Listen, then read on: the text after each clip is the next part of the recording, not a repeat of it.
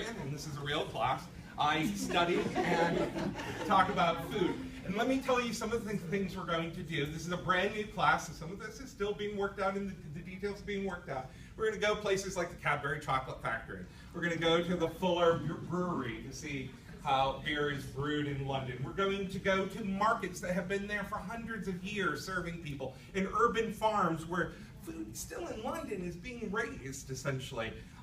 So those are places where food is produced, right? But we're also going to go to the places where food is consumed, which means that we'll be going to restaurants, ethnic restaurants that brought the world's cuisines into London. We'll be going to pubs where the scientific revolution took place and where politics in Britain were born. We'll be going to, we will be going to lots of places. We'll be going to truck stands and roadside stands, and we'll be experiencing British food, and we'll be experiencing global food as it appeared in London. So that's an easy enough sell. The hard part is convincing your parents that this is a real history course. So bear with me for a moment where I give you the language you need to use. Let's start with a cup of tea, right? There's nothing more British than a cup of tea. You go to somebody's home, the first thing they offer you is a cup.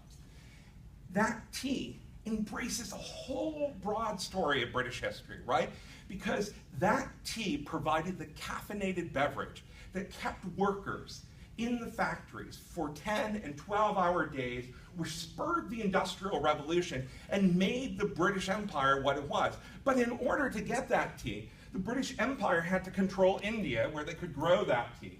And in order to sweeten that tea so that people actually wanted to eat it, they had to have slave colonies in the Caribbean in order to sweeten that tea. And so right then and there, you see why Britain became powerful and why it had to control the entire world. And all of that starts with a cup of tea. And we're going to do the same thing for pubs and beer.